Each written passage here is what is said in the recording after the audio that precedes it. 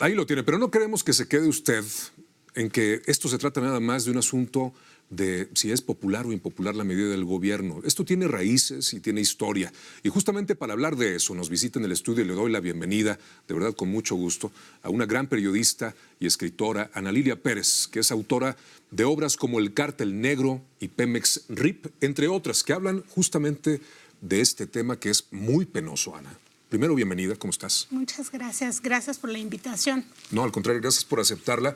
Y es justo para hablar, mira, aquí tengo Pemex RIP. Y digo es muy penoso porque Pemex era el orgullo de los mexicanos, era la gran empresa de la nación.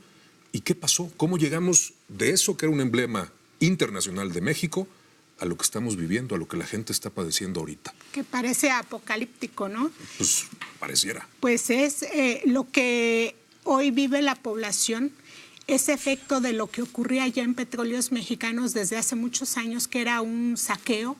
El saqueo en las tomas clandestinas, yo las pongo entre comillas, porque la mayor parte del saqueo a Petróleos Mexicanos es por parte del propio personal de Petróleos Mexicanos.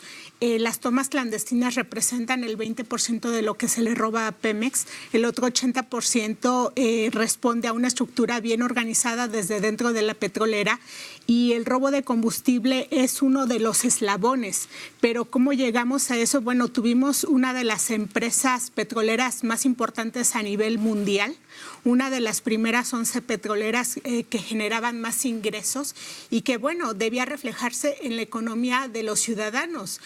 Pemex aportaba el 47% del Producto Interno Bruto. Dependíamos de Pemex. Así es. País. México tenía una economía petrolizada y si bien todavía es uno de los activos principales que se tienen en este país, el robo de combustible es solamente uno de los eslabones de saqueo.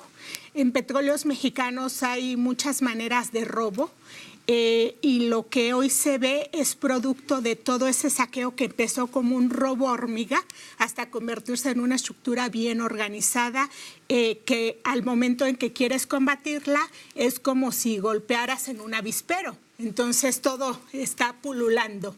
Es lo que estamos viendo ahora. ¿Tú qué opinas? Bueno, es un retrato terrible este que nos haces, pero tú has investigado más de 15 años, no estás hablando por hablar, tienes documentos, tienes las pruebas y aquí están estos libros.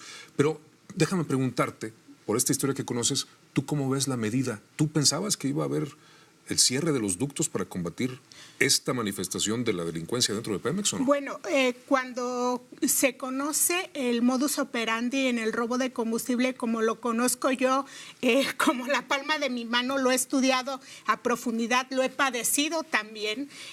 Yo publiqué un libro en el año 2011 que se llama El Cártel Negro y el subtítulo de ese libro es Cómo el crimen organizado se ha apoderado de Pemex. Y en ese libro ya se revelaba lo que hoy estás viendo, de lo que hoy se reconoce públicamente, que es toda una estructura de saqueo que comienza desde las áreas de producción petrolera, desde que la materia prima, o sea, el hidrocarburo, llega a las refinerías para el proceso de refinación. Hay dobles contabilidades para maquillar lo que entra y tener un margen de maniobra para sacar lo otro. Con pipas, por eso se habla de tantos volúmenes de pipas que se le roban a Pemex. Hay un modo de operar de la doble facturación y el tema de los ductos. Todo el sistema de transporte o una parte del sistema se hace por poliducto. Llegó a tal nivel de organización el crimen dentro de Pemex que desde la torre de Marina Nacional, es decir, desde el corazón de Petróleos Mexicanos, la gente que tenía a su cargo el monitorear el sistema de ductos que está monitoreado las 24 horas a través del sistema SCADA, es como si tú y yo estamos viendo en un monitor lo que está pasando en todo el país.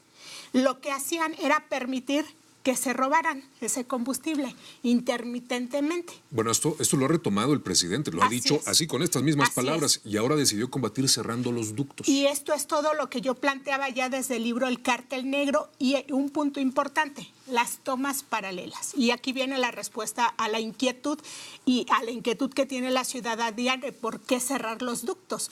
Bueno, en la red de poliductos de Petróleos Mexicanos hay todavía porque al parecer se está desmantelando una parte de esto, no sé qué tanto avance haya, pero redes paralelas. ¿Qué significa? Que tenías tu red legal, pero al lado tenías conexiones alternas. ¿Quiénes realizaban esas conexiones? El personal de Petróleos Mexicanos. A ver, una pregunta, ¿un plomero muy avesado, muy hábil, puede manipular una tubería de este tipo? No, por supuesto que no.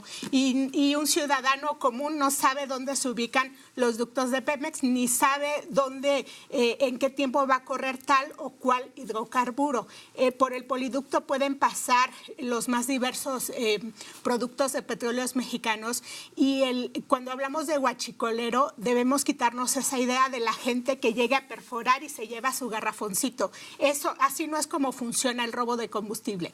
El robo de combustible funciona cuando el personal de la torre de control de Pemex monitorea, llama a quienes van a hacer la perforación, que son personas altamente especializadas en manipulación de válvulas, hacen la conexión y permiten que esa conexión paralela funcione. Hay otra modalidad que se le llama toma en caliente.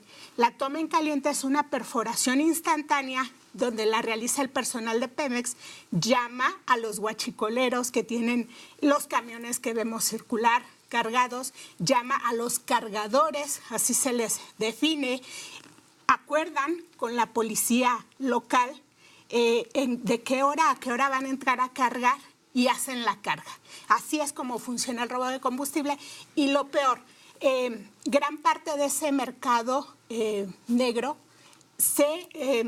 se comercializa en el mercado legal, es decir, en las propias gasolineras oficiales autorizadas por Petróleos Mexicanos. ¿Se han estado retirando permisos? ¿Se han estado negando algunos desde el principio de esta administración? ¿Tiene que ver con esto? Tiene una lógica total porque las gasolineras compran cierta producción a Pemex, cierta gasolina. Cuando una gasolinera deja de comprar o de plano no compra y sigue funcionando es porque todo lo que vende es robado. Y así es como se identifica a las gasolineras. Los reglamentos para empresarios franquiciatarios de gasolineras de Pemex les exigen, por supuesto, que todo lo que comercialicen debe ser legal.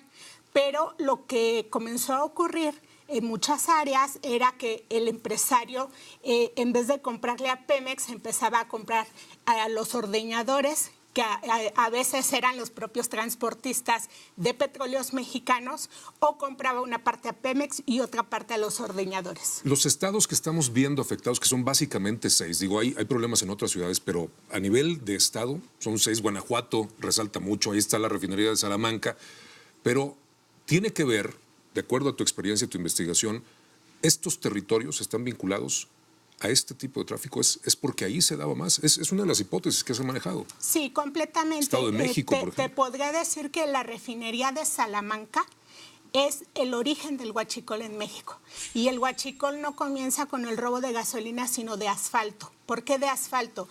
Porque era lo más fácil de comercializar. ¿Quiénes lo comercializaban? Los propios transportistas de pipa, que eran a quienes se les encargaba movilizar este producto. ¿Quiénes eran los transportistas? Empleados sindicalizados de Pemex. El ser chofer de pipa en Petróleos Mexicanos es uno de los puestos más cotizados. El líder del sindicato petrolero, por ejemplo, tiene un puesto de chofer de pipa. El personal sindicalizado es altamente responsable en este robo. ¿Por qué? Porque son quienes controlan todos los procesos de producción. La gente encargada también cotidianamente de manipular los ductos, de darles mantenimiento, de hacer las labores en los campos, son personal sindicalizado. Sin embargo, de esta responsabilidad no se puede eximir a personal de confianza porque en las refinerías, en las terminales de almacenamiento, los jefes son personal de confianza. ¿Los directores de Pemex no saben de estas cuestiones? El director de Pemex cada día recibe un informe en tiempo al día de lo que está entrando a una refinería y lo que llega a una terminal de almacenamiento. Y los números nunca cuadran. Y si los números no te cuadran, es porque hay robo. Y los directores son informados de esto. Además, hay que recordar que el funcionario público tiene responsabilidad por colusión o por omisión. Es doble y es gravísimo. De eso le hablábamos. No queríamos y no queremos que se quede usted con la impresión de que esto se trata nada más de si es magna o si es premium, de si hay o no hay. Es un asunto mucho más profundo y si usted quiere conocer todos los detalles, la historia, más de 15 años de investigación de esto que acaba de escuchar, esta es la mujer que se ha aventado ese tiro y ella es la que más sabe de toda esta historia. Este es el libro más reciente, es Pemex RIP. Hoy sabemos la situación de Pemex. Es editorial Grijalbo, Vida y Asesinato de la principal empresa mexicana. Lo que antes era Orgullo y hoy usted acaba de escuchar en lo que se ha convertido. Así que estamos hablando de una medida que puede ser impopular, pero de acuerdo a todo esto que nos ha revelado, a todo esto que has investigado, que está documentado, es ineludible. Bueno, yo sí quisiera que la ciudadanía también hiciera conciencia de que cuando hablamos de huachicol no estamos hablando de comprar o no algo barato. Estamos hablando de violencia, de muerte, de sangre, estamos hablando de crimen organizado al más alto nivel. Entonces, considero que la cruzada contra el huachicol no debe ser del gobierno, es una cruzada de toda la ciudadanía. Pues ahí está. Con esa frase que me parece una imagen muy poderosa porque tenemos responsabilidad en todo lo que tiene que ver con la vida pública. Lo dejamos. Muchísimas gracias, Ana, de verdad. Apreciamos mucho, sobre todo tu trabajo. Hay que ser valiente para sostener una investigación así. Que estés muy bien y te esperamos próximamente porque es algo, usted lo entenderá, que va a seguir dando de qué hablar. Muchas gracias. Con todo gusto. Mucho éxito. Gracias.